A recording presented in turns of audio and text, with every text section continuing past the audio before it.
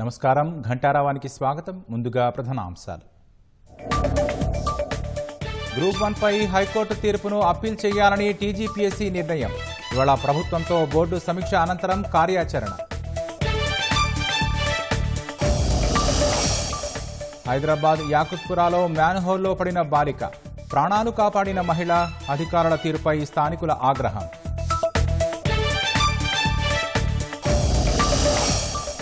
రాష్ట్రంలో పలుచోట్ల యూరియా కోసం రైతుల వెతలు. నెల నుంచి తిరుగుతున్నా దొరకడం లేదని అన్నదాతల ఆవేదన.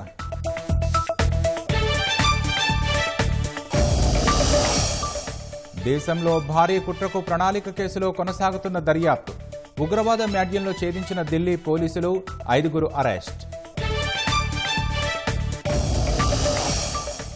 నేపాల్ ఖైదీలు భారత్లోకి చొరబడుతుండటంతో అప్రమత్తం. ఇప్పటివరకు 35 మందిని అరెస్టు చేసిన భద్రతా దళాలు.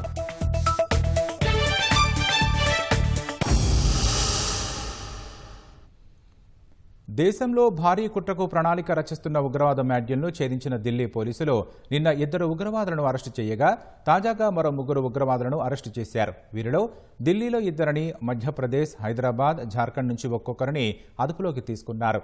ముష్కరుల నుంచి ఐఈడీల తయారీకి వాడే వస్తువులను స్వాధీనం చేసుకున్నారు. దేశీయంగా తయారు చేసిన పిస్టల్, లైవ్ మందుగుండు సామాగ్రి, హైడ్రోక్లోరిక్ ఆమ్లం, నైట్రిక్ ఆమ్లం, సల్ఫర్ పౌడర్, వైర్లు, ఎలక్ట్రానిక్ సర్క్యూట్లు, ల్యాప్టాప్లు, ఫోన్లు, నగదును స్వాధీనం చేసుకున్నారు. ఈ ముష్కరులకు పాకిస్తాన్తో సంబంధాలు ఉన్నట్లు గుర్తించారు. సామాజిక మాధ్యమాల ద్వారా పాకిస్తాన్లో ఉన్న హ్యాండర్లతో సంప్రదింపులు జరుపుతున్నట్లు అధికారిక వర్గాల ద్వారా తెలుస్తోంది. పోలీసులు అరెస్టు చేసిన 5 ఉగ్రవాదుల్లో అష్రఫ్ డానిష్ కీలక వ్యక్తిగా తెలుస్తోంది. పాకిస్తాన్లోని హ్యాండర్లతో సామాజిక మాధ్యమాల్లో టచ్లో ఉంటూ భారత్లో యువతను ఉగ్రవాదంలోకి మళ్లించడానికి యత్నించినట్లు సమాచారం.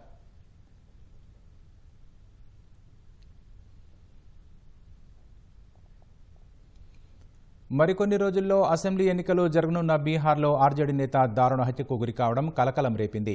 రాఘోపూర్ నియోజకవర్గం నుంచి ఆర్జేడీ తరపున పోటీకి సిద్ధమైన రాజ్ కుమార్ రాయ్ను గుర్తు తెలియని వ్యక్తులు కాల్చి చంపారు. చిత్రగుప్తంలోని మున్నాచక్ ప్రాంతంలో ఈ హత్య జరిగినట్లు పోలీసులు తెలిపారు.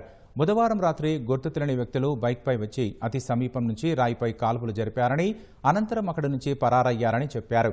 రాయ్ను ఆసుపత్రికి తరలించగా అప్పటికే ఆయన మృతి చెందినట్లు వైద్యులు ధృవీకరించారని తెలిపారు.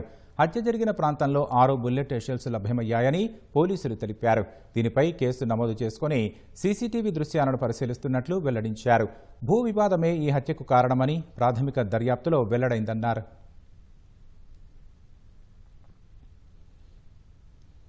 మెక్సికోలో ఓ గ్యాస్ ట్యాంకర్ పేలి 3 మృతి చెందగా మరో 70 మందికి పైగా గాయపడ్డారు. ఫ్లూబ్లా నగరానికి వెళ్లే రహదారిపై ఇంధన ట్యాంకర్ అదుపు తప్పి పల్టీలు కొట్టడంతో ఈ ప్రమాదం జరిగినట్లు తెలుస్తోంది. పేలుడు ధాటికి సమీపంలోని సుమారు 30 వాహనాలు పూర్తిగా ధ్వంసమైనట్లు అధికారులు తెలిపారు. క్షతగాత్రులను ఆసుపత్రికి తరలించామని, అందులో 19 మంది పరిస్థితి విషమంగా ఉందని పేర్కొన్నారు. గ్యాస్ ట్యాంకర్ ప్రమాదంలో మరణాలపై మెక్సికో అధ్యక్షురాలు క్లాడియా షేన్బామ్ దిగ్భ్రాంతి వ్యక్తం చేశారు. అత్యవసర పరిస్థితుల్లో సహాయక చర్యలు చేపట్టిన రెస్క్యూ సిబ్బందిని ఆమె అభినందించారు.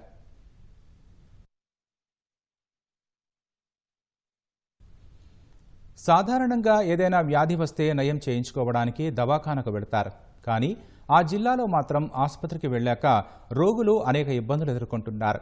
వర్షాకాలం కావడంతో సీజనల్ వ్యాధులు ఎక్కువై ప్రభుత్వ ఆసుపత్రులు రోగులతో కిక్కిరిసిపోతున్నాయి. దీంతో నానా పాట్లు పడుతున్న నాగర్ కర్నూలు జిల్లా ఆసుపత్రిలోని రోగుల అవస్థలపై ప్రత్యేక కథనం. నాగర్ కర్నూలు జిల్లా ప్రభుత్వ ఆసుపత్రిలో వైద్య సేవల కోసం రోగులు తీవ్ర ఇబ్బందులు ఎదుర్కొంటున్నారు. ప్రస్తుత వర్షాకాలంలో సీజనల్ వ్యాధులు విపరీతంగా పెరుగుతున్నాయి. తీవ్ర జలుబు, దగ్గు, శరీర నొప్పులతో బాధపడుతూ రోగులు ఆసుపత్రులకు వస్తున్నారు. తీరా ఇక్కడికొచ్చాక క్యూలైన్లో ఉండి ఓపీ రాయించుకోవాలంటే పెద్ద యుద్ధమే చేయాల్సి వస్తోంది.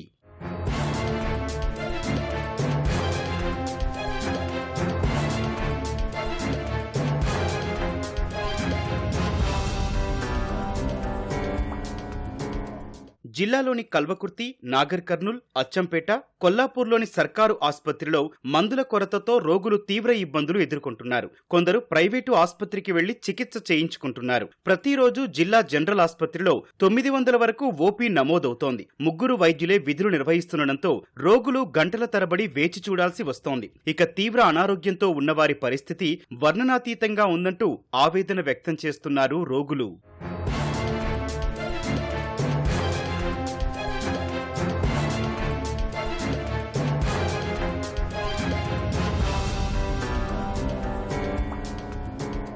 అచ్చంపేట ఏరియా ఆసుపత్రిలో 450 వరకు ఓపీ నమోదవుతోంది. సీజనల్ వ్యాధులకు సంబంధించిన మాత్రలు అందుబాటులో ఉన్న డెంగ్యూ, టైఫాయిడ్ పరీక్షలు చేయడానికి కిట్లు లేక రోగులకు పరీక్షలు చేయట్లేదు. దీంతో ఆరోగ్య పరిస్థితి విషమంగా ఉన్నవారు సమీపంలోని ప్రైవేటు ల్యాబులకు వెళ్లి పరీక్షలు చేయించుకుంటున్నారు. గర్భిణీలకు వైద్య సేవలు అందించే వైద్యులు సమయపాలన పాటించడం లేదని ఆగ్రహం వ్యక్తం చేస్తున్నారు రోగులు. కొల్లాపూర్ సివిల్ ఆసుపత్రిలో 350 వరకు ఓపీ నమోదవుతుండగా సరిపోయేంత వైద్యులు లేక రోగులు అవస్థలు పడుతున్నారు. ఆధార్ కార్డు విని రాపించుకొని రా అంటే లైన్ చాలా కట్టిండ్రు. నాకు ఆపరేషన్ మంచి నేను ఎట్లా ఉందని పోయి ప్రైవేట్లో తీసుకుంటాను. ఏది ఇంకా చూపించుకోలే సంతగా నేను వచ్చి 10 దినాలకి నీకు వ్యవసాయం తీసుకొస్తే అందులో ఇళ్ళకి రాసి ఇలా కాళ్ళ రోజుకొస్తే ఇంకా మునిగా పట్టకపోతే సూర్యుడు దూదులు ఇచ్చి తక్కువ అయినాక మళ్ళీ తెల్లారి ఏరే రాసింది. కింద పడ్డాడు. స్కానింగ్ రాపించారు, గోళీలు రాసిండ్రు. స్కానింగ్ ఇప్పుడు పనిచేస్తలేదమ్మా అది అని చెప్తున్నాడు. మధ్యాహ్నం రా అంటున్నారు, రేపు రా లేకపోతే వారం రోజులకు రా చెప్తున్నాడు. ప్రస్తుతం రోగులకు ఎలాంటి ఇబ్బందులు కలగకుండా అన్ని సౌకర్యాలు కల్పిస్తున్నామని కొల్లాపూర్ ఆసుపత్రి సూపరింటెండెంట్ శ్రీనివాసులు చెబుతున్నారు. ఎక్స్రే మాత్రం అందుబాటులో లేదని సంబంధిత అధికారులకు చెప్పి సమస్య పరిష్కరిస్తామని అంటున్నారు.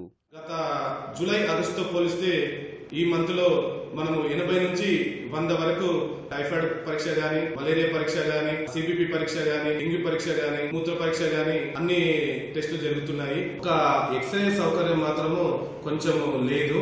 అది కూడా త్వరలో డిఎంహెచ్ఓ గారితో, డిసిహెచ్ఎస్ గారితో, మంత్రి గారితో మాట్లాడడం జరిగింది. అది కూడా 3 నెలల్లో రిపేర్ చేయబడి అది వాడుకలోకి తెస్తాము. ప్రజలకు అసౌకర్యం కలిగించకుండా చూస్తాము.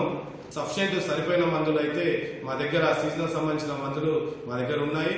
ఆరోగ్యం బాగోలేక ఆసుపత్రికి వస్తుంటే అక్కడ కూడా అవస్థలు ఎదుర్కోవాల్సి వస్తోందని రోగులు ఆగ్రహం వ్యక్తం చేస్తున్నారు. సంబంధిత అధికారులు వెంటనే స్పందించి సమస్యను పరిష్కరించాలని విజ్ఞప్తి చేస్తున్నారు.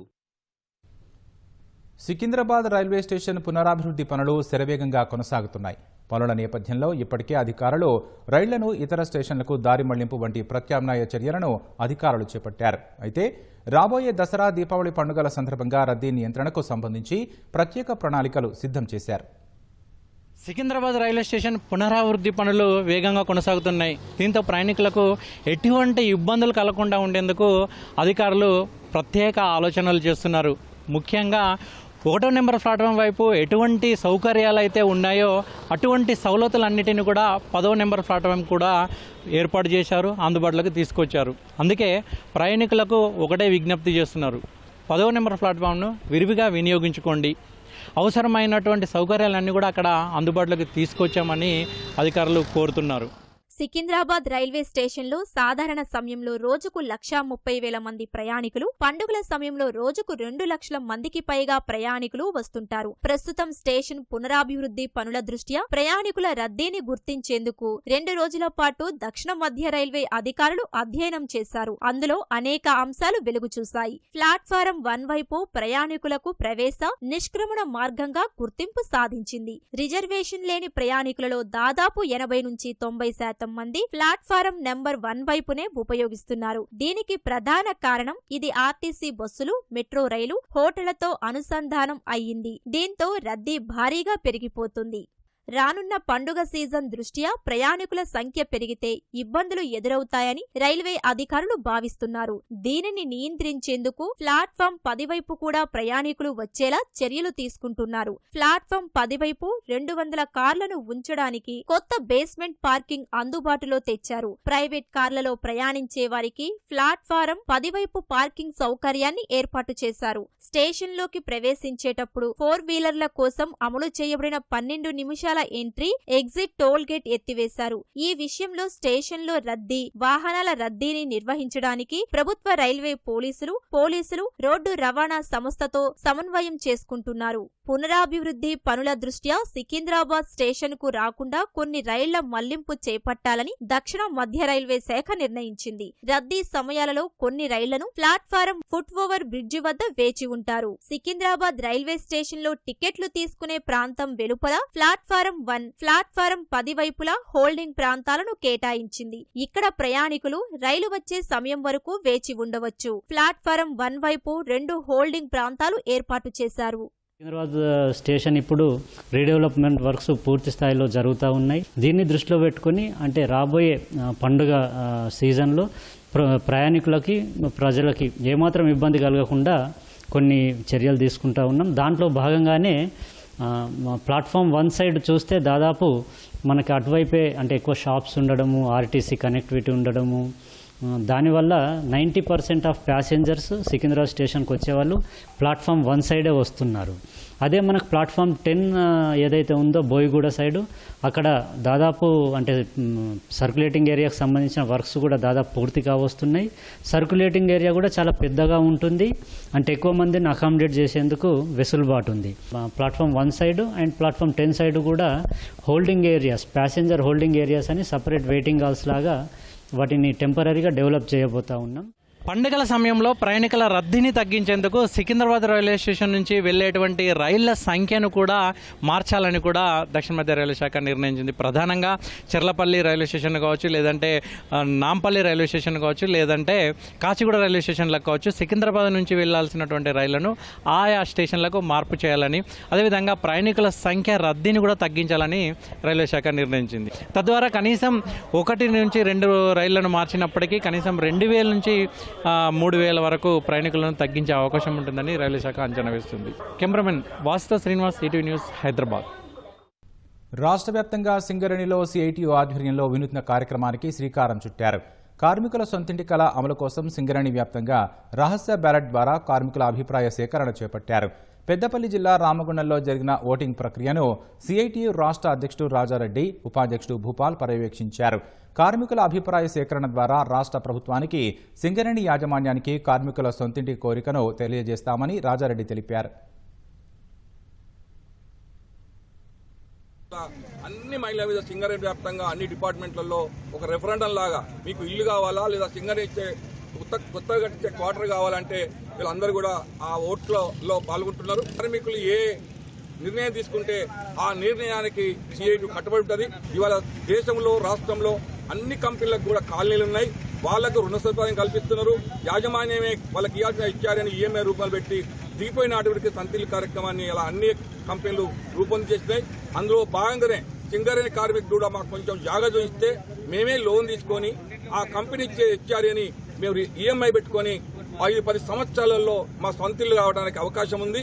అందుకు యాజమాన్యం కానీ ప్రభుత్వం కానీ కార్మికుడు ₹1 చెల్లించకుండానే ప్రతి కార్మికుడికి 25-30 లక్షల ఇల్లు రావడానికి ఉంది. కొన్ని వందల ఎకరాలు 1360 ఎకరాల భూమి సింగరేణిలో ఖాళీ స్థలాలు ఉన్నాయి. కొన్ని వేల క్వార్టర్లు ఇలా ఖాళీగా ఉన్నాయి. ఆ స్థలాలు సింగరేణి కార్మికులకు భూమి కొనకుండానే అందరికి ఇల్లు కట్టి ఇచ్చే అవకాశం ఉందని చెప్పి యాజమాన్యం దృష్టికి ఇప్పటికే సూచికొచ్చినాం. అందుకే ప్రభుత్వం, యాజమాన్యం, అన్ని కార్మిక సంఘాలు కూడా దీన్ని బలపరిచి సాయంత్రం ఇచ్చే మొత్తం ఓట్ల లెక్కింపులో కార్మికులు ఇచ్చే నిర్ణయానికి మనం అందరం కట్టుబడి ఉండాలని చెప్పి కోరుతూ కార్మిక వర్గాలను ఓటు ఇచ్చే కార్మికులందరూ కూడా సింగల్ కాల్సిన ఎంప్లాయీస్ యూనియన్ కృతజ్ఞతలు తెలియజేస్తాం. హైదరాబాద్ కూకట్పల్లి రేణు అగర్వాల్ హత్య కేసు నిందితుల కోసం పోలీసులు గాలింపు చర్యలు ముమ్మరం చేశారు. కూకట్పల్లి ఏసీపీతో మా ప్రతినిధి రమేష్ ముఖాముఖి. కుక్కడపల్లి రేణు అగర్వాల్ హత్య కేసులో పోలీసుల దర్యాప్తు కొనసాగుతుంది. ఇప్పటికే ఈ కేసుకు సంబంధించిన నిందితులు పట్టుకోవడానికి పోలీసులు ప్రత్యేకంగా బృందాలు ఏర్పరిచి గాలింపు చర్యలు అయితే చెప్తున్నారు. ప్రస్తుతం ఈ కేసు గురించి మాట్లాడడానికి కుక్కడపల్లి ఏసీపీ రవికిరణ్ గారు ఉన్నారు. వారిని మరియు తెలుసుకుందాం. సార్, ఇప్పటికే పోలీసులకు సంబంధించి ప్రత్యేక బృందాలు ఏర్పాటు చేయడం జరిగింది. అయితే నిందితులకు సంబంధించి ఎటువైపు వెళ్ళినట్టు ప్రాథమికంగా మీరు గుర్తించారు? నిన్న సాయంత్రం 5 గంటల 5 నిమిషాల మధ్యలో తను ఈ స్వాన్లేక్ అపార్ట్మెంట్స్ నుంచి వెళ్ళి వాడు స్కూటీ వెహికల్ తీసుకొని పోయినట్టు కనబడుతుందండి. ఈ స్కూటీ కీస్ కూడా ఈ రోషన్ అనే అబ్బాయి దగ్గరనే ఉంటాయట. అంటే ఇప్పుడు ఈ ఎవరైతే రేణు అగర్వాల్ దగ్గర పనిచేసే హర్ష అనే అబ్బాయి ఎవరైతే ఉన్నారో వారికి ఫ్రెండ్ అతను, ఆ నైబర్, వారి దగ్గర కీ ఉన్నట్టుగా చెప్తున్నారు. వాళ్ళ దగ్గరనే ఉంటుంది, పనం దగ్గరనే ఉంటుంది కీస్ అని చెప్తున్నారు. వాళ్ళు 5 గంటల 1 నిమిషం ఆ ప్రాంతంలో అపార్ట్మెంట్స్లోకి వెళ్ళి బయటకు వెళ్ళడం జరిగిందండి. వాళ్ళు మనం కొంత దూరం వరకు సీసీటీవీ మనం ఫుటేజ్ చెక్ చేయడం జరిగింది. అది ఆల్మోస్ట్ ఐడియల్ లేక్ నుంచి రెయిన్బో విస్టా వరకు మనకు రాత్రి కొంచెం లేట్ నైట్ అవడం వల్ల మనకు ఇంకా పర్టికులర్ రాలేదండి. ఆడి వరకు వెళ్ళినట్టు కనబడుతుంది. ఇంకా ఫర్దర్ ఈ రోజు మార్నింగ్ నుంచి స్టార్ట్ అయినండి. మా వాళ్ళు చెక్ చేస్తున్నారండి. ఎన్ని గంటల ప్రాంతంలో హత్య చేయడం జరిగింది? హత్య చేయడానికి ప్రధాన కారణం ఏదై ఉండొచ్చు అని మీరు భావిస్తారు? ఇది మోస్ట్ ప్రాబబ్లీ అండి 3 to 5 మధ్యలో జరిగి ఉంటుందండి. ఎందుకంటే 3 to 4, 4:30 ఆ ప్రాంతంలో జరిగి ఉంటుంది. మెయిన్ కూడా రీజన్ డబ్బు ఉంటుందని, బాగా డబ్బు ఉంటుందన్న ఉద్దేశంతో వాడు చేసి ఉంటారు. కాకపోతే ఓనర్స్ను విచారించడం జరిగిందండి. వారు ఏం పెద్ద డబ్బు ఏం పోలేదని చెప్తున్నారు. మోస్ట్లీ ఉంటే ఒక 50 లక్షల రూపాయల కంటే ఎక్కువ మేము ఇంట్లో పెట్టాం సార్. మేము ఏమన్నా కూడా ట్రాన్సాక్షన్స్ అంతా మేము బ్యాంక్ త్రూ చేస్తాం కాబట్టి మేము పెద్ద ఎత్తున క్యాష్ ఏం పెట్టదు అని వారు చెప్తున్నారండి. పనిచేసే వీళ్ళిద్దరు కూడా ఎన్ని రోజుల నుంచి వీళ్ళ ఇంట్లోకి పనికి కుదించడం జరిగింది? అసలు వీళ్ళు పని కుదించడానికి సంబంధించి ఏమన్నా ఏజెన్సీ ద్వారా వీళ్ళు వచ్చారా, లేదా వీళ్ళే సొంతంగా ఏమైనా వచ్చారా? వీళ్ళు యాక్చువల్ అండి వీళ్ళు ఈ అగర్వాల్ ఎవరైతే ఉన్నారో అండి, ఈ రాకేష్ అగర్వాల్ ఎవరైతే ఉన్నారో వీరు యాక్చువల్ కలకత్తా బేస్డ్ అండి. వీళ్ళు నేటివ్ ఆఫ్ కలకత్తా. వీళ్ళకి అక్కడనే కలకట్టాలో శంకర్ అనే వ్యక్తి ఉన్నారు. వాళ్ళకి సంబంధించిన ఏజెన్సీ ద్వారా ఈ అబ్బాయిని వీళ్ళను ఈ పనులను రిక్రూట్ చేసుకోవడం జరుగుతుంది. ఇప్పుడు ఈ హర్ష అనే అబ్బాయి ఎవరైతే ఉన్నారో ఈ రేణు ఒకరు చంపిన అతను మనం అలీజుడ్ సస్పెక్ట్ చేస్తున్నామో అతను 11 days క్రితం వచ్చినట్టండి. ఇంకోతనేమో 11 months నుంచి వారి నేబర్స్ ఇంట్లో పనిచేస్తున్నారు. అంటే ఇప్పటివరకు దర్యాప్తులో భాగంగా అంటే ఎంతవరకు డబ్బులు పోయినట్టు కానీ ఏదైనా బంగారం పోయినట్టు కానీ మీరు గుర్తించారు? అది వాళ్ళు ఓనర్ చెప్పే ప్రకారం అంటే మాక్సిమం 1 lakh అంటే వాళ్ళు కూడా కౌంట్ చేయలేదు, ఎంత ఉంటుందని కౌంట్ చేయలేదు. మోస్ట్లీ ఉంటే ఒక 50 నుంచి 1 లక్ష రూపాయలు ఉంటుంది లోపల ఉంటుంది సార్. ఉంటే కూడా బంగారం 2-3 తులాల కంటే ఎక్కువ ఉండదు సార్ అని చెప్తారు. మోస్ట్ ప్రాబబ్లీ అంతకంటే ఎక్కువ ఉండకపోవచ్చండి వారు చెప్పే ప్రకారం అయితే. అంటే హత్య చేసిన తర్వాత నిందితులు కూడా అక్కడ రక్త మార్కులు ఉన్న వాళ్ళ దుస్తులను అక్కడే వదిలేసి తర్వాత అక్కడ నుంచి పారిపోయినట్టు తెలుస్తుంది. అది అంటే ఎందుకు సార్ ఆ విధంగా చేయాల్సిన? అంటే ఇప్పుడు వానికి ఆ రక్త మరకలు షర్ట్ మీద పడ్డట్టున్నాయి. దాంతో వాడు పోయి ఆ బట్టలని అక్కడే పడేసి ఆ స్నానం చేయడానికి పోయిండు. స్నానం చేసిండు, ఫ్రెష్ బట్టలు వేసుకుండు. వాని బ్యాగ్ కూడా చదువుకున్నాడు. వాడు తెచ్చుకున్నప్పుడు వాని బ్యాగ్ ఉంటుంది, బట్టల బ్యాగ్, అది చదువుకుని అంచెలు పారిపోయినట్టు కనబడుతుంది. ఇప్పటికే ఆ నిందితులకు సంబంధించి కూడా అక్కడ నుంచి పారిపోయినట్టు కూడా గుర్తించారు. కానీ వీళ్ళు జార్ఖండ్లో అసలు అంటే వీళ్ళ బ్యాక్గ్రౌండ్ ఏంటిది ఏందన్న ప్రాథమికంగా మీరు దర్యాప్తులు ఏమన్నా తెలుసు?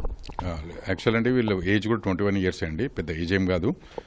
వాని యాంటీజెంట్స్ అంటే వాళ్ళకి సంబంధించిన ఏమైనా కేసెస్, క్రిమినల్ కేసెస్ ఏమైనా అనేది ఇప్పుడు వెరిఫై చేస్తున్నామండి. ఇది యాక్చువల్ ఏజెన్సీ వాళ్ళు కూడా రిక్రూట్ చేసుకున్నప్పుడు వాళ్ళని క్రిమినల్ బ్యాక్గ్రౌండ్ చెక్ చేసుకుంటారు. ఇప్పుడు మేము మా దర్యాప్తులో ఇప్పుడు మేము అక్కడ జార్ఖండ్ పోతున్నాం కాబట్టి మా టీం పోతుంది కాబట్టి అది కూడా వెరిఫై చేస్తామండి. ఇప్పటివరకు ఎన్ని బృందాలను ఏర్పాటు చేయడం జరిగింది? గాలింపుకి సంబంధించి ఏ విధంగా?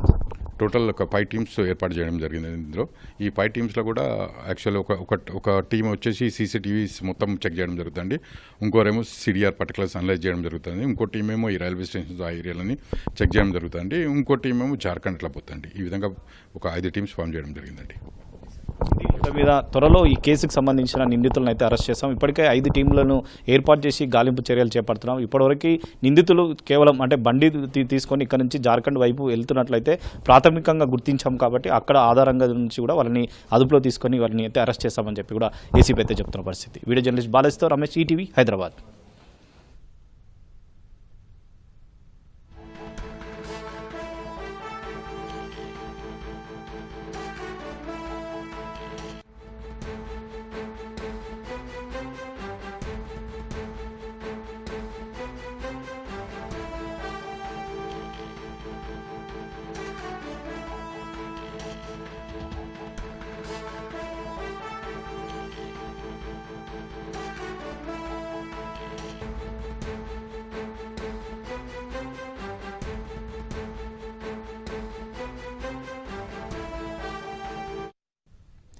తాజా అంశాన్ని చూస్తున్నాం. మెదక్ పట్టణంలో భారీ వర్షం కురిసింది, రోడ్లు జలమయమయ్యాయి. మరింత సమాచారం మా ప్రతినిధి రామకృష్ణ అడిగి తెలుసుకుందాం. రామకృష్ణ, చెప్పండి, వర్షానికి సంబంధించి తాజా సమాచారం ఏంటి? రాకేష్, ఉమ్మడి మెదక్ జిల్లా వ్యాప్తంగా ఉదయం నుంచి కూడా భారీ వర్షం అయితే దంచుకొడుతుందని చెప్పుకోవచ్చు. ప్రధానంగా సంగారెడ్డి మెదక్ జిల్లాలో మాత్రం అతి భారీ వర్షం కురిసిందని చెప్పుకోవచ్చు. దాంట్లో కూడా ప్రధానంగా చూసుకుంటే మెదక్ పట్టణంలో మాత్రం మోకాళ్లలో నీరైతే మాత్రం రోడ్లపై చేరింది. సాయి నగర్ కాలనీ అయితే మాత్రం జలమయమైందని చెప్పుకోవచ్చు. ఇటీవల గత వారం రోజుల క్రితం దంచుకుంటున్న వర్షాలకి ఇంకా కోలుకోరి గ్రామస్తులు కావచ్చు, అలాగే రైతులు కావచ్చు మరోసారి ఇంత వర్షం కురవడంతోనే ఒక విధంగా భయాందోళనకు గురవుతున్నారని చెప్పుకోవచ్చు. ప్రధానంగా రోడ్లన్నీ జలమయం కావడంతో ట్రాఫిక్ మొత్తం కూడా నిలిచిపోయిందని చెప్పుకోవచ్చు. జనాలు బయటికి రావడం కూడా బాగా ఇబ్బందికర వాతావరణం అయితే ఏర్పడిందని చెప్పుకోవచ్చు. అలాగే మెదక్ జిల్లాలో చూసుకున్నట్లయితే రామాయణపేట, వేలిగన్పూర్, మెదక్ టౌన్, టేక్మాల్, పెద్దశంకరంపేట, అల్లాదూర్, పాపన్నపేట, నార్సింగ్ ప్రాంతాల్లో అయితే మాత్రం ఉదయం నుంచి కూడా ఒక మోస్తారు వర్షం అయితే కురుస్తా ఉంది. మెదక్ టౌన్ లో మాత్రం భారీ వర్షం పడిందని చెప్పుకోవచ్చు. అలాగే సంగారెడ్డి జిల్లాలో చూసుకున్నట్లయితే సంగారెడ్డి టౌన్, నారాయణఖేడ్, మనూరు, నాగులగిద్ద, సిర్కాపూర్, కంగటి, జహీరాబాద్, జోగిపేటలో మాత్రం ఒక మోస్తారు వర్షం ఉదయం నుంచి కూడా కురుస్తా ఉంది. అయితే ఈ వర్షాలు ఏకదాటిగా పడటం వలన ఇటు రోడ్లన్నీ కూడా జలమయమయ్యాయి. మన గత వారం రోజులుగా కురిసిన వర్షాలుగా అయితే మాత్రం ఉమ్మడి మెదక్ జిల్లా వ్యాప్తంగా 318.80 కిలోమీటర్ల మేర రహదారులన్నీ కూడా ధ్వంసమైనట్లు ఆర్ఎండ్బి అధికారులు అయితే మాత్రం ప్రాథమికంగా నివేదించారు. ప్రధానంగా మెదక్లో మాత్రం వారం రోజుల క్రితం బీభత్సం సృష్టించిందని చెప్పుకోవచ్చు. వరుణుడు మాత్రం మెదక్ జిల్లా పైన ఆగ్రహం వ్యక్తం చేశారని చెప్పుకోవచ్చు. ఒక్క మెదక్ జిల్లానే 150 కిలోమీటర్ల మేర ఈ రహదారులన్నీ కూడా ఛిద్రమైపోయాయి. ఎక్కడికక్కడే గండీలు పడ్డాయి. మొత్తం రోడ్లన్నీ కూడా తునతునకలు అయిపోయిన పరిస్థితి అయితే ఉంది. అయితే వీటి శాశ్వత పునరుద్ధరణకు కోసం 76.68 కోట్ల రూపాయల మేర నిధులు అవసరమవుతాయని కూడా ప్రతిపాదనలు చేసిన పరిస్థితి అయితే ఉంది. తాత్కాలిక మరామతులు చెప్పేందుకు 4.29 కోట్ల రూపాయల నిధులు విడుదల చేసినట్లు కూడా అధికారులు చెప్పారు. అయితే అంత ప్రభావం కలిగిన ఈ వర్షం అయితే మాత్రం గత వారం రోజులకు వచ్చింది. మళ్ళీ ఈ రోజు ఉదయం నుంచి దాదాపు 7 గంటల నుంచి సమయంలో స్టార్ట్ అయిన వర్షం ఇప్పటికీ కూడా పడుతూనే ఉంది. ఈ నేపథ్యంలోనే ఈ వర్షం మొత్తం కూడా భారీగా పడిన నేపథ్యంలో లోటస్ ప్రాంతాలు ఏవైతే ఉన్నాయో మెదక్లోని సాయినగర్ కాలనీ కొంచెం లోటస్ ప్రాంతంగా ఉంటుంది. ఆ క్రమంలో ఇదంతా జలం ఏమైపోయింది. ఇప్పటికే అధికారులతో అప్రమత్తమయ్యారు. లోటస్ ప్రాంతాల్లో ఎవరున్నారో వారికి ఎలాంటి ఇబ్బంది లేకుండా చర్యలు అయితే తీసుకుంటా ఉన్నారు. ప్రధానంగా ఈ బస్ స్టాండ్ ఏరియా ఏదైతే ఉందో అక్కడ మాత్రం నీళ్ళైతే మాత్రం మోకాళ్ళ లోతు వరకు నిలిచిపోయాయి. అధికార యంత్రాంగం మాత్రం ఇప్పటికే జిల్లా కలెక్టర్ మొత్తం అధికార యంత్రాంగాన్ని అప్రమత్తం చేశారు. ఇంకా మొన్న జరిగిన ప్రభావానికి ఇప్పుడిప్పుడే కోలుకుంటున్న జనాలకు మళ్ళీ ఎలాంటి ఇబ్బందులు కలగకూడదు, ఎలాంటి ఆస్తి ప్రాణ నష్టం జరగకుండా ముందస్తు జాగ్రత్తగా వహించాలని చెప్పి కూడా అధికారులకు ఆదేశించిన పరిస్థితి అయితే ఉంది. ఇప్పటికైతే మాత్రం ఈ సంగారెడ్డి మెదక్ జిల్లాలో మాత్రం వర్షం కురుస్తూ ఉంది. రాకేష్. అయితే రామకృష్ణ, వర్ష ప్రభావం ఎప్పటి వరకు కొనసాగే అవకాశం ఉంది? అధికారులు ఏమంటున్నారు? అధికారులు అయితే మాత్రం ఇప్పటికే 2 జిల్లాల్లో కూడా గత వారం రోజులు పడిన వర్షాన్ని దృష్టిలో పెట్టుకుని ఎప్పటికప్పుడే ఆయా ప్రాంతాల్లో ఉన్న క్షేత్రస్థాయిలో ఉన్న అధికారుల్ని అప్రమత్తం చేస్తా ఉన్నారు. లోటస్ ప్రాంతాలు ఏవైతున్నాయో ఇప్పటికి నీరు చేరయా లేదా, ఇంకా ఏమైనా ప్రమాదం జరిగే అవకాశం ఉందా అని అంచనా వేస్తా ఉన్నారు. అక్కడ వాళ్ళతో మాట్లాడుతూ ఉన్నారు. అదేవిధంగా ఏదైనా ప్రమాదం జరిగితే హెల్ప్ లైన్ నెంబర్ కూడా మొన్న ఏర్పాటు చేసినట్టే మళ్ళా హెల్ప్ లైన్ నెంబర్ ద్వారా సమాచారం ఇవ్వాలని కూడా అధికారులు అయితే సూచిస్తా ఉన్నారు. అయితే ఇప్పుడు వర్షం పడుతున్న నేపథ్యంలోనే ఎవరు కూడా బయటకు రావద్దని కూడా అధికారులు ఆదేశాలు జారీ చేసిన పరిస్థితి అయితే ఉంది. మొత్తంగా ఉమ్మడి మెదక్ జిల్లా వ్యాప్తంగా కురుస్తున్న వర్షానికైతే మాత్రం కొంత అధికార యంత్రాంగం సన్నద్ధమైందని చెప్పుకోవచ్చు. రాకేష్. ధన్యవాదాలు రామకృష్ణ.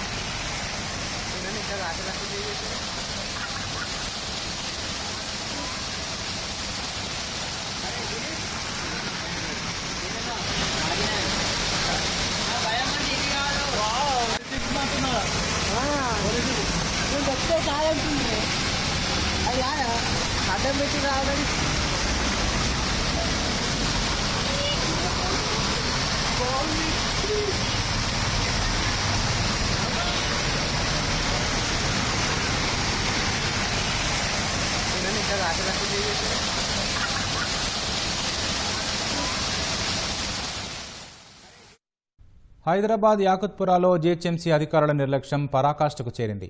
డ్రైనేజీ మూతను తెరిచిన అధికారులు ఎలాంటి అడ్డు పెట్టకుండా దాన్ని అలాగే వదిలేయడంతో త్రుటిలో ఓ చిన్నారి ప్రాణాపాయం నుంచి బయటపడింది. ఓ మహిళ అప్రమత్తతతో బాలిక ప్రాణాలు దక్కాయి.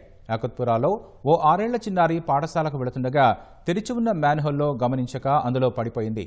వెనకనే మరో మహిళ తమ పాపను స్కూల్కు తీసుకువెళుతుండగా చిన్నారి మ్యాన్హోల్లో పడిపోవడం గమనించింది. వెంటనే అప్రమత్తమై మ్యాన్హోల్లో పడిపోయిన బాలికను చాకచక్యంగా బయటకు తీసింది. ఇంతలో స్థానికులు అక్కడకు చేరుకొని బాలికకు సపర్యలు చేశారు.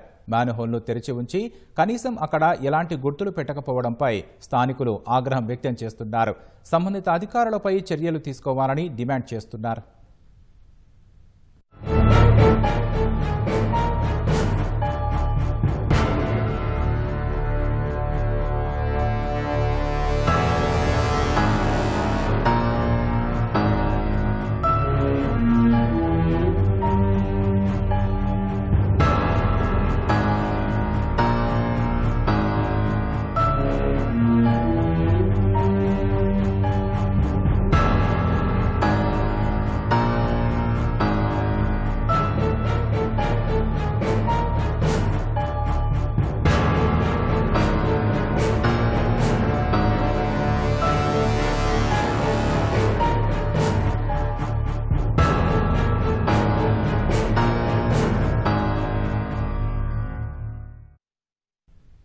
రామగుండం ఎరువుల కర్మాగారాన్ని తరచూ సాంకేతిక సమస్యలు వెంటాడుతూనే ఉన్నాయి. గత నెల 14 నుంచి ప్లాంట్ షట్ డౌన్ కావడంతో రాష్ట్రంలోని రైతుల కష్టాలు రెట్టింపయ్యాయి. ఆర్ఎఫ్సిఎల్ ప్లాంట్ ప్రారంభమై 4 ఏళ్లైనా పూర్తి కాకముందే పదే షట్ డౌన్ అవుతోంది. కేంద్ర రాష్ట్ర ప్రభుత్వాల నిర్లక్ష్య వైఖరి వల్లే ప్లాంటులో యూరియా ఉత్పత్తి నిలిచిపోతోందని కార్మిక సంఘం ఆరోపిస్తోంది. యూరియా ఉత్పత్తిలో కీలక పాత్ర పోషిస్తున్న రామగుండం ఎరువుల కర్మాగారంలో నిర్వహణ పరంగా ఇబ్బందులు ఎదురవుతున్నాయి. ఆర్ఎఫ్సిఎల్ ఏర్పాటు చేస్తున్న సమయంలో అప్పటి రాష్ట్ర ప్రభుత్వం పలు రాయితీలు ప్రకటించింది. వాటిలో కొన్ని అమలైనా ఆర్థికాంశాలు ఆచరణకు నోచుకోకపోవడంతో సంస్థ ఇబ్బందుల్లో పడింది. నిర్వహణకు నిధుల కొరత ఏర్పడటంతో బ్యాంకు రుణాలు తీసుకోవాల్సి వస్తోంది. దీంతో రుణ వడ్డీల భారం తప్పడం లేదు. రామగుండంలో మూతపడ్డ ఎఫ్సీఐ ఎరువుల కర్మాగారం స్థానంలో ఆర్ఎఫ్సీఎల్ ఏర్పాటుకు ప్రోత్సాహకంగా రాష్ట్ర ప్రభుత్వం రాయితీలతో పాటు 11% వాటాను సైతం తీసుకుంది. రహదారి సదుపాయం, ఎల్లంపల్లి నుంచి నీరు, విద్యుత్తులో రాయితీ ఇవ్వనున్నట్లుగా ప్రభుత్వం ప్రకటించగా కొంతమేర రోడ్డు నిర్మించారు. మిగతా రోడ్డు, విద్యుత్ దీపాల ఏర్పాటునకు నగరపాలిక నిధులు వెచ్చించారు.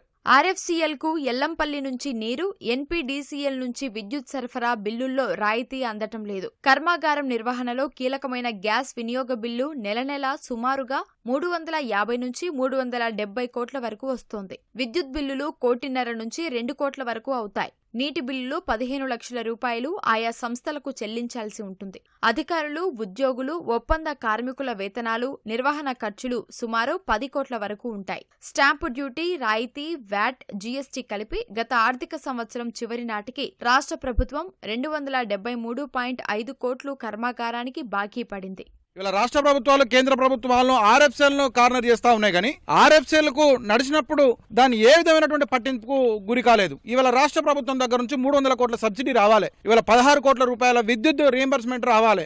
32 కోట్ల రూపాయలకు సంబంధించినటువంటిది మళ్ళా వ్యాట్ అండ్ జీఎస్టీ, ఇవన్నీ కూడా 300 కోట్ల రూపాయల ఇన్ టైం కు రాష్ట్ర ప్రభుత్వం ఆర్ఎఫ్సిఎల్ కు కేటాయించలేదు. భూ బదలాయింపు జరిగింది. ఎఫ్సీఐ నుంచి భూములు ఆర్ఎఫ్సిఎల్ కు వచ్చినప్పుడు దాని స్టాంప్ డ్యూటీ కింద 32 కోట్ల రూపాయల సబ్సిడైజ్ రీఎంబర్స్మెంట్ రావాలి. అది కూడా రాలేదు. ఇవాళ కేంద్ర ప్రభుత్వం విల్ఫుల్ నెగ్లిజెన్సీ మూలాన లాంగ్ స్టాండింగ్ లో ఉన్నటువంటి హెచ్ఓడీస్ ని ఇక్కడ పెట్టుకొని విల్ఫుల్ నెగ్లిజెన్సీ చేసి ప్లాంట్ ని ఇవాళ ఖరాబయ్యే స్థితికి కేంద్ర ప్రభుత్వాలు, రాష్ట్ర ప్రభుత్వాలు తీసుకున్నాయి. ఇవాళ రాష్ట్ర రైతాంగానికి కీలకమైనటువంటి యూరియాను ఇవ్వడంలో, రైతాంగాన్ని నడుమిరగొట్టడంలో ఇలా ప్రభుత్వాలు కీలక పాత్ర పోషిస్తున్నాయని చెప్పి ఆర్ఎఫ్సిఎల్ మజ్దూర్ యూనియన్ తరపున మేము హెచ్చరిక జారీ చేస్తున్నాం. మరోవైపు ఆర్ఎఫ్సీఎల్లో మరమ్మత్తు పనులు వేగంగా సాగుతుండగా ఇంకో 4-5 రోజుల్లో యూరియా ఉత్పత్తి ప్రారంభం కానుందని భావిస్తున్నారు. ఈ నెల 10న ఉత్పత్తి ప్రారంభించాలనే ప్రణాళికలతో మరమ్మతులు చేపట్టినప్పటికీ పనులు పూర్తి కాకపోవడంతో ఆలస్యమవుతోంది.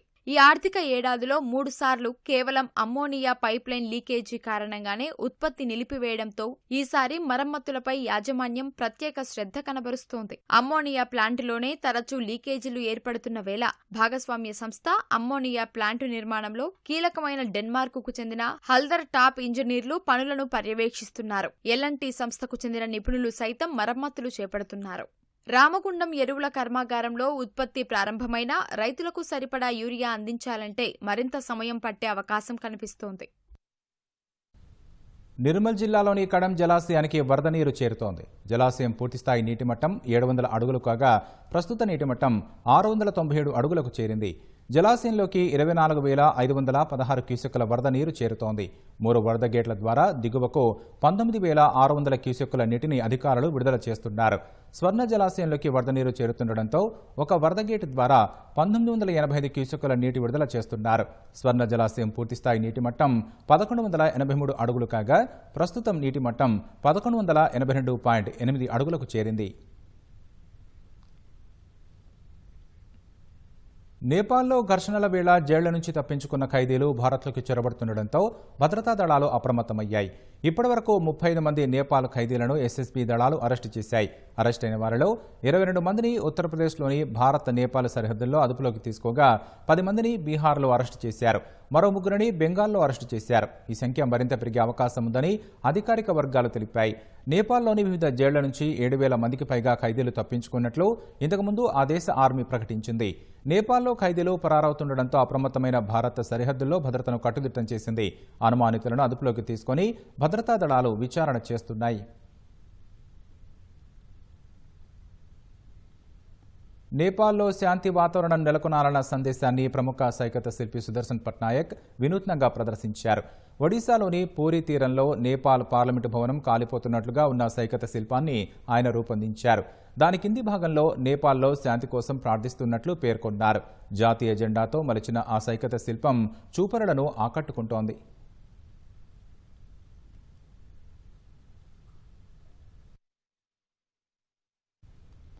ఉక్రెయిన్తో జరుగుతున్న యుద్ధంలో కొందరు భారతీయులు రష్యా సైన్యం తరపున పనిచేస్తున్నట్లు మరోసారి కేంద్రం దృష్టికి రావడంతో విదేశాంగ శాఖ కీలక సూచనలు చేసింది. రష్యా ఆర్మీ ఆఫర్లు ప్రమాదకరమని, వాటికి దూరంగా ఉండాలని హెచ్చరించింది. ఇప్పటికే రష్యా ఆర్మీలో ఉన్న వారిని విడుదల చేయాలని, ఈ ప్రక్రియను కొనసాగించవద్దని అక్కడి అధికారులను కోరినట్లు విదేశాంగ శాఖ ప్రతినిధి రణధీర్ జైస్వాల్ తెలిపారు. బాధిత కుటుంబాలతోనూ సంప్రదింపులు జరుపుతున్నట్లు చెప్పారు. ఈ ఏడాది ప్రారంభంలో రష్యా ఆర్మీలో 127 మంది భారతీయులు చేరినట్లు ఇంతకుముందు విదేశాంగ శాఖ తెలిపింది. రష్యా అధికారులతో సంప్రదింపుల తర్వాత 98 మందిని విడిపించినట్లు పేర్కొంది. ఇండోనేషియాలోని బాలి, తూర్పు నుసా టెంగారా ప్రావిన్సులలో వరద ప్రభావం తగ్గడంతో శిథిలాల తొలగింపు పనులు కొనసాగుతున్నాయి. వరదల వల్ల విధ్వంసానికి గురైన గ్రామాల్లో ఎవరైనా శిథిలాల కింద చిక్కుకొని ఉండొచ్చన్న అనుమానంతో గాలింపు కొనసాగుతోంది. భారీ వర్షాల వల్ల సోమవారం ఇండోనేషియాలోని బాలి, తూర్పు నుసా టెంగారా ప్రావిన్సులలో వరద బీభత్సం సృష్టించింది. పలుచోట్ల కొండ చర్యలు విరిగిపడ్డాయి, చెట్లు విరిగి నేల కొరిగాయి. వరదల వల్ల సంభవించిన వివిధ ప్రమాదాల్లో 15 మంది ప్రాణాలు కోల్పోయారు, మరో 10 మంది గల్లంతయ్యారు.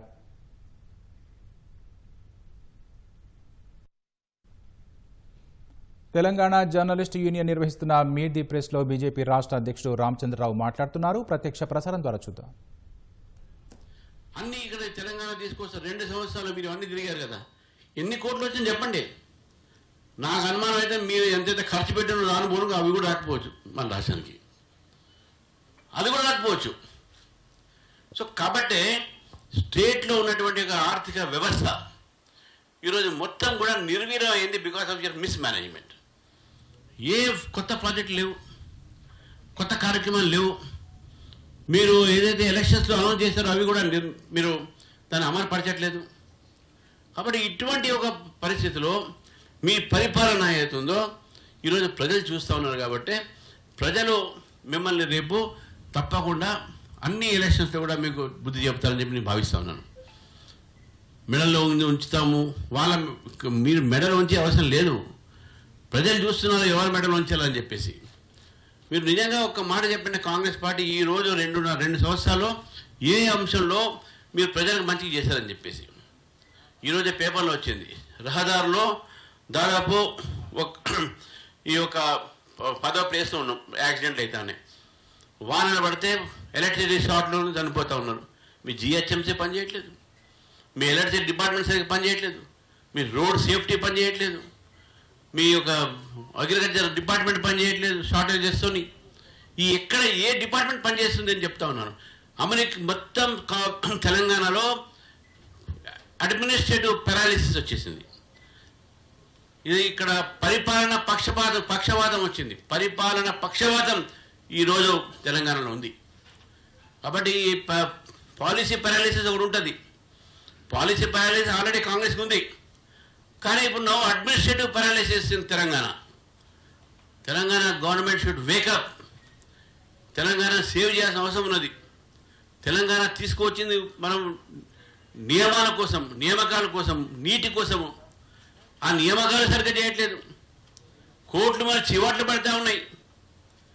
పాపం సెలెక్ట్ అయిన వాళ్ళు ఏడుస్తున్నారు, సెలెక్ట్ కారంలో ఏడుస్తున్నారు. వాళ్ళ బాధ ఎవరికి పడతారండి? ఇద్దరు చూడాల్సిన అవసరం ఉన్నది. ఈక్విటబుల్ జస్టిస్ ప్రకారం మనం చూస్తే ఇదంతా కూడా లోపం అంతా కూడా ప్రభుత్వం ఈ యొక్క వ్యవస్థ సంస్థది. టీఎస్పీఎస్సీ పేరు మీద ఒకే పేపర్ లీకేజ్ గత ప్రభుత్వంలో, ఈ ప్రభుత్వంలో హోప్ బ్రేకేజ్, ఆశాభంగం. అటు పేపర్ లీకేజు, ఇటు హోప్ బ్రేకేజు, 2. నిజంగా ఆశ్చర్యం అనిపిస్తుంది. ఈ ప్రభుత్వానికి కొద్ది కూడా సెన్సిటివ్నెస్ లేదు. టైంకి పరీక్షలు పెట్టరు. జాబ్ క్యాలెండర్ డిమాండ్ చేస్తుంది బీజేపీ. వాళ్ళు కూడా చెప్పారు పెడతామని, అనౌన్స్ చేస్తారు, కానీ దానికి ఇంప్లిమెంటేషన్ లేదు. గత 11 సంవత్సరాల నుంచి Telangana is without any group 1 officers. ఆ రోజు గత ప్రభుత్వం ఏపీఎంఎస్ ఎగ్జామ్ కరెక్ట్గా టీఎస్పీఎస్లో ఈ గ్రూప్ 1 ఎగ్జామినేషన్ పెట్టుంటే పిఎస్సి పబ్లిక్ సర్వీస్ కమిషన్ ఈ పార్టీకల్లా మనకు conferred IAS and IPS officer మన రాష్ట్రాలు ఉంటుండే. They are not conducted. Loss ఎవరికి? తెలంగాణ యువతకు, తెలంగాణలో ఉన్నటువంటి విద్యార్థులకు ఇది ఒక నష్టం జరిగింది జస్ట్ బికాస్ ఆఫ్ యువర్ పాప ఈ యొక్క దీంట్లో. కాబట్టి నేను ఈరోజు ఈ ప్రభుత్వాన్ని కోరుతా ఉన్నాను, భవిష్యత్తు తెలంగాణ యువతది. ఆ యువత గురించి మీరు ఆలోచించండి. ఇండస్ట్రీస్ నిర్మాణం చేయండి, వారికి ఉద్యోగాలు లేవు. ప్రైవేట్ సెక్టార్లో కూడా ఉద్యోగాలు రావట్లేదు. What is the administration you are doing? Congress party has utterly failed. Rural సెక్టార్లో ఫెయిల్డ్, అర్బన్ సెక్టార్లో ఫెయిల్డ్. కేవలం పేపర్ల స్టేట్మెంట్లకు ఒకటి, ఢిల్లీకు రానుపోను ఒకటి, డావోస్ లాంటి ప్రాంతంలో పోయి ఇన్ని వేల కోట్లు తీసుకోవాలని చెప్పడం మాత్రమే. కానీ ఈ రాష్ట్రానికి ఇచ్చింది 0. మళ్ళీ 0 ఇచ్చే మళ్ళీ కేంద్రం. ఇది పొరపాటు. ఇది యు క్రియేట్ యువర్ రెవెన్యూస్. కాబట్టి నేను నిజంగా ఈరోజు బాధ అనిపిస్తూ ఉంది. విద్యార్థుల ఒక బాధ చూస్తూ ఉంటే, రైతుల ఒక బాధ చూస్తూ ఉంటే, ఇది నేను చెప్పాల్సింది. ఇది total Congress government has failed in all front అని చెప్పేసి నేను ఈరోజు భావిస్తూ ఉన్నాను. మై సైడ్ కాళేశ్వరం అన్ని కూడా ఓల్డ్ అయిపోయినాయి. కాళేశ్వరంలో కూడా సెలెక్టివ్ ఇన్వెస్టిగేషన్. మొత్తం కాళేశ్వరం ప్రాజెక్టు 1,20,000. ఆ కాళేశ్వరం ప్రాజెక్ట్ మొత్తం మొదలు పెట్టేసి ఓన్లీ మేడిగడ్డ బ్యారేజ్, ఇంక 2 బ్యారేజ్ వచ్చి అదే నేషనల్ డ్యామ్ సేఫ్టీ ఏజెన్సీ వాళ్ళు ఇచ్చినటువంటి ఒక యాంగిల్లోనే ఈరోజు ఘోష్ కమిషన్ కానీ వీళ్ళ సిబిఐ ఇన్వెస్టిగేషన్ పెట్టారు. కానీ ఎంటైర్ కాళేశ్వరం ప్రాజెక్టులో జరిగినటువంటి ఒక ఏవైతే ఉన్నాయో దాన్ని కూడా ఇన్వెస్టిగేషన్లో పార్ట్ చేయాలి అని బీజేపీ డిమాండ్ చేస్తూ ఉంది. ఇది ఓన్లీ మేజర్ పార్ట్, అంటే 10,000 కోట్ల కన్నా ఎక్కువ ఉండదు వరకు. కాబట్టి మిగతా కూడా ఏముండాలి?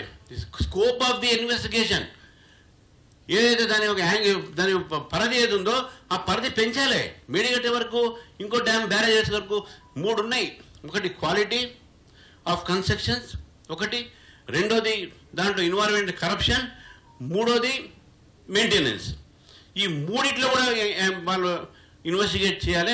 ఎంటైర్ ప్రాజెక్ట్ని చేయాలి. ఒక బ్యారేజ్ను ఇంకో బ్యారేజ్ చేయడం కాదు. నేషనల్ డ్యామ్ సేఫ్టీ వాళ్ళు ఒక బ్యారేజ్ విషయంలో మాట్లాడారు.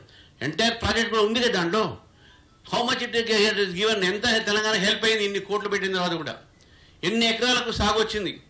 ఇవన్నీ ప్రాజెక్ట్స్, ఇవన్నీ ఎంతవరకు యూస్ఫుల్ అయినాయి, యూటిలిటీ ఏముంది, ఇవన్నీ కూడా బయట చెప్పాలని చెప్పేసి కూడా బయట పెట్టాలి. దీని మీద మాట్లాడుతూ మరి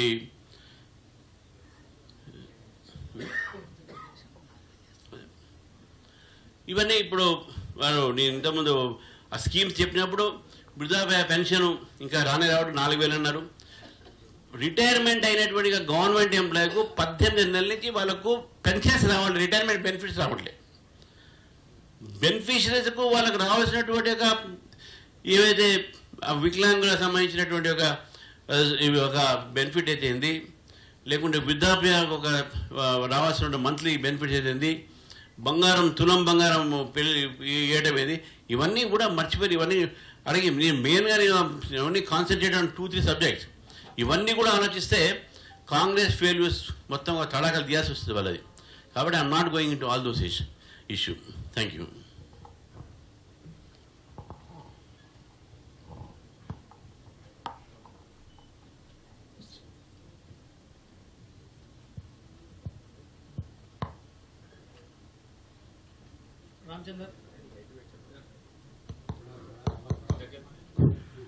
రామచంద్రరావు గారు ఈ రాష్ట్ర ప్రభుత్వం పైన అనేక విషయాలు మాట్లాడారు.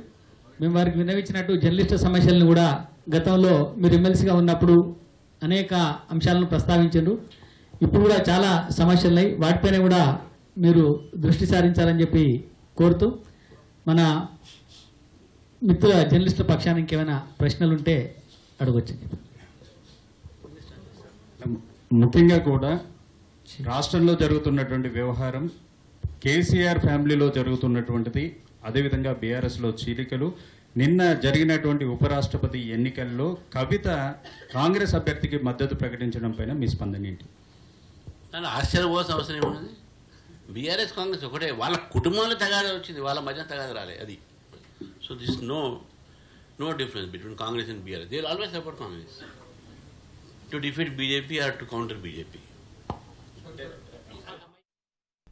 పచ్చని చెట్లు, అందులోనూ ఔషధ మొక్కలు, పక్షుల కిలకిలా రావాలు, సీతాకోక చిలుకల అందాలు, సువిశాల యోగా కేంద్రం, ఓపెన్ జిమ్, ఔత్సాహికుల కోసం అడవిలో రైడ్స్, ఇలా ఆనందం, ఆరోగ్యం, విజ్ఞానాన్ని ఏకకాలంలో పంచుతోంది రాజమహేంద్రవరంలోని దివాన్ చెరువు అభయారణ్యం.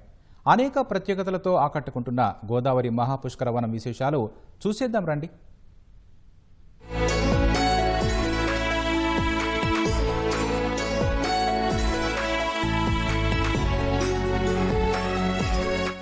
రెండు 2015లో గోదావరి పుష్కరాల గుర్తుగా రాజమహేంద్రవరంలోని దివాన్ చెరువు అభయారణ్యంలో సీఎం చంద్రబాబు ఆదేశాలతో మహాపుష్కర వనాన్ని ఆవిష్కరించారు.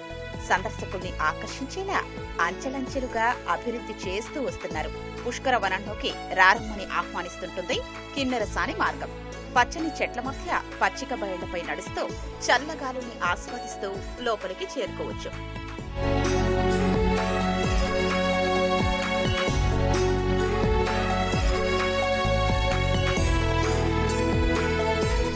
ఇక్కడ చిల్డ్రన్ ప్లే ఏరియాలోని జారుడు బల్లలు, ఊయలలు, ఇతర సౌకర్యాలు ఆట విడుపునకు ఆలవాలమైతే, పక్కనే ప్రత్యేకంగా ఏర్పాటు చేసిన సాహస పార్క్ చిన్నారులకు థ్రిల్ అందిస్తోంది. Burma bridge, star net, commando net, సాహస కాంబో వంటి పరికరాలపై ఔత్సాహిక చిన్నారులు ఉచితంగానే సాహసాలు చేయొచ్చు.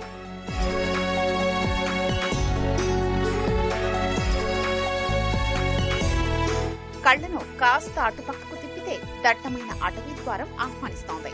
ఇట్స్ టైమ్ ఫర్ అడ్వెంచర్ అంటూ వివిధ రకాల బైక్స్ స్వాగతం పలుకుతాయి. 2 కిలోమీటర్ల మేర ఏర్పాటు చేసిన ట్రాక్ లో యువత బైక్ రైడ్స్ ను ఆస్వాదిస్తున్నారు.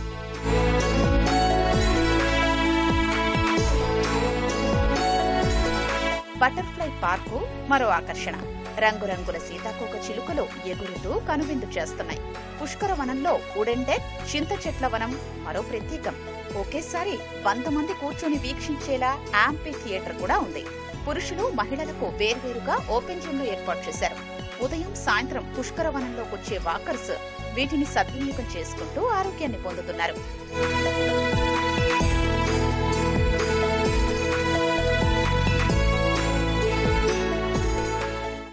విభిన్న అనుభూతులు పంచుతున్న Pushkaravanam wedding shoots, birthday party destination గా మారిపోయింది. ప్రకృతి రమణీయతను కెమెరాల్లో బంధిస్తూ జ్ఞాపకాల్ని పతనం చేసుకుంటున్నారు. త్వరలోనే 15 సెల్ఫీ పాయింట్లు, సందర్శకులు దుస్తులు మార్చుకునేందుకు డ్రెస్సింగ్ రూమ్లు ఏర్పాటు చేయనున్నారు. నేను ఇక్కడ పుష్కరవనం గురించి ఫోటోషూట్ కోసం వచ్చానండి. ఇక్కడ చాలా వాతావరణం చాలా బాగుందండి. ఇక్కడ ఫొటోస్ కూడా చాలా బాగా వస్తున్నాయి. ఇక్కడ ఆక్సిజన్ ఏంటి, ఇంకా అన్ని విధాలా చాలా సౌకర్యాలు చాలా బాగున్నాయండి. పచ్చదనం చాలా బాగుందండి. నేను ఫోటోగ్రాఫర్ని.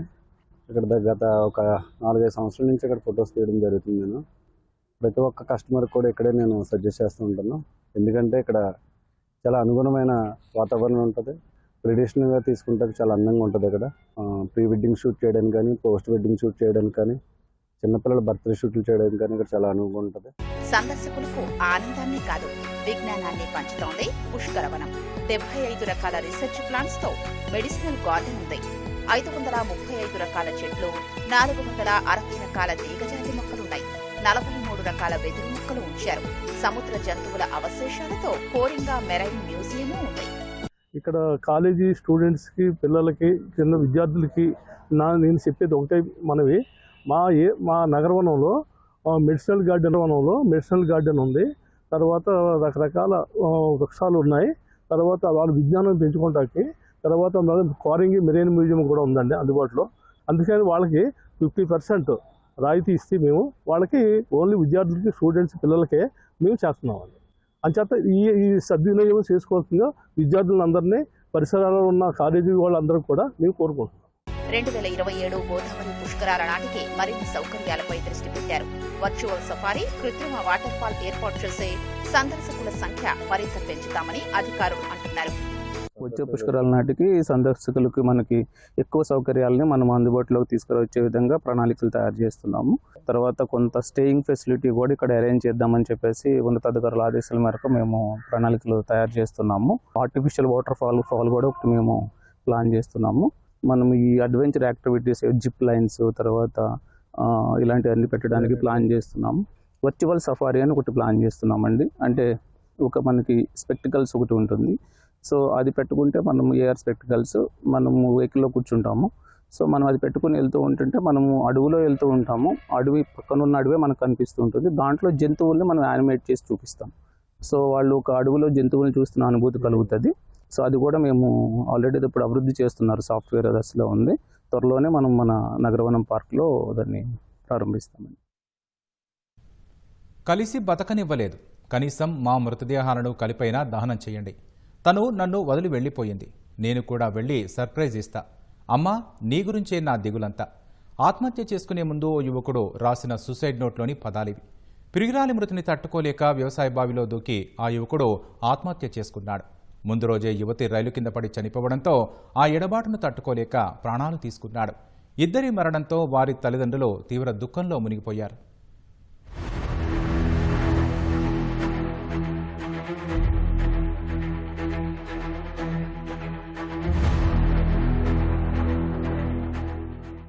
మంచిర్యాల జిల్లా దండేపల్లి మండలం కొర్విచల్మ గ్రామానికి చెందిన దుంపటి అంజన్నకు కుమార్తె హితవర్షిని, కుమారుడు ఉన్నారు. హితవర్షిని ఘట్కేసర్లోని ఓ ఇంజనీరింగ్ కాలేజీలో బీటెక్ 4వ సంవత్సరం చదువుతోంది. అంజన్న ఉద్యోగరీత్యా ప్రస్తుతం నిజామాబాద్ జిల్లా ఆర్మూర్లో నివాసం ఉంటున్నారు.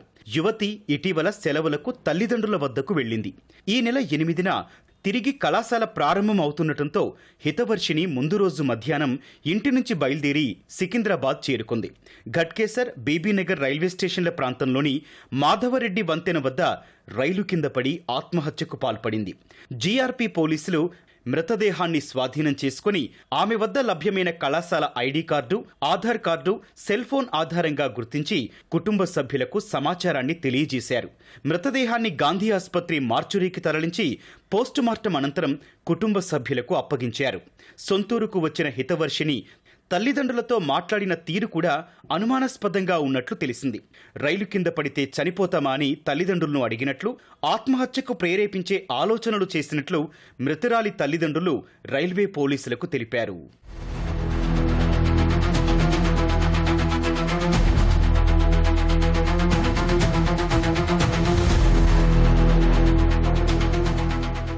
హితవర్షిని ఆత్మహత్య కేసులో దర్యాప్తు చేపట్టిన సికింద్రాబాద్ జీఆర్పీ పోలీసులు ఆమె చివరగా వినయ్కు ఫోన్ చేసినట్లు తెలుసుకుని వివరాలు సేకరిస్తుండగా అతను కూడా ఆత్మహత్యకు పాల్పడ్డ విషయం బయటపడింది.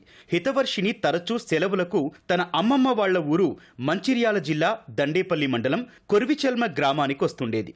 అదే సమయంలో అదే గ్రామానికి చెందిన పెయింటర్గా పనిచేస్తున్న వినయ్తో పరిచయం ఏర్పడింది. ఇద్దరి మధ్య స్నేహం కాస్త ప్రేమగా మారింది. ఇద్దరూ ప్రేమించుకుంటున్నారు. ఆదివారం రాత్రి ఆమె ఆత్మహత్యకు పాల్పడిందని సమాచారం తెలుసుకున్న వినయ్ లక్షెట్టిపేట మండలంలోని కొత్త కొమ్మగూడెం గ్రామ శివార్లోని వ్యవసాయ బావిలో దూకి బలవన్మరణానికి పాల్పడ్డాడు. వినయ్ రాసిన సూసైడ్ నోటుతో వీరిద్దరూ ప్రేమించుకున్నట్లు తెలిసింది. హనీ లేకుండా ఉండలేనని, చనిపోయి పైన ఒంటరిగా ఉందని, తాను వెళ్లి సర్ప్రైజ్ ఇస్తానంటూ సూసైడ్ నోట్లో వినయ్ రాశాడు. ఇద్దరం 100 ఏళ్లు కలిసి బతకాలని ఆశపడ్డామని రాసుకొచ్చాడు. తన తల్లిని జాగ్రత్తగా చూసుకోమని స్నేహితులకు చెప్పి తాను ఆత్మహత్య చేసుకున్నాడు.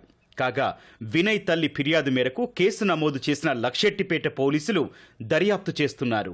మధ్యాహ్నం పూట 2 గంటల ప్రాంతంలో వెంకట్రావుపేట శివార్లో ఉన్నటువంటి బుచ్చాయిపల్లి గ్రామ శివార్లో ఉన్నటువంటి ఒక వ్యవసాయ భవనంలో దూకి ఆత్మహత్య చేసుకోవడం జరిగింది. తన యొక్క ప్రేమ విఫలమైందని చెప్పేసి ఆత్మహత్య చేసుకున్నాడని చెప్పేసి వాళ్ళ యొక్క తల్లి అయినటువంటి వేనంక రాజాబా దరఖాస్తు ఇవ్వగా ఈ విషయమై కేసు నమోదు చేసుకుని 174 కేసు నమోదు చేసుకుని దర్యాప్తు చేస్తున్నాం. సికింద్రాబాద్ జీఆర్పీ పోలీసులు హితవర్షిని మృతదేహాన్ని పోస్టుమార్టం అనంతరం కుటుంబ సభ్యులకు అప్పగించారు. వినయ్ మృతదేహాన్ని కూడా పోస్టుమార్టం అనంతరం అతని కుటుంబ సభ్యులకు అందించారు. జీఆర్పీ పోలీసులు హితవర్షిని ఆత్మహత్యకు ప్రధాన కారణాలపై ఆరా తీస్తున్నారు.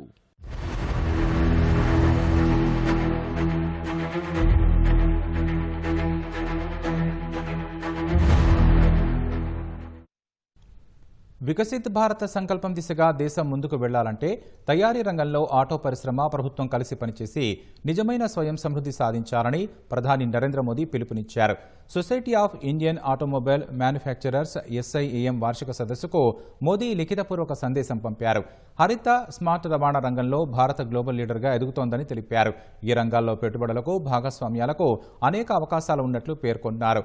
మేక్ ఇన్ ఇండియా కార్యక్రమానికి ఆటోమొబైల్ ఇండస్ట్రీ టార్చ్ బేరర్గా ఉందన్న మోదీ భారత ఆర్థిక వ్యవస్థకు ఆటోమొబైల్ పరిశ్రమ కీలకమైన చోదక శక్తిగా ఉందన్నారు.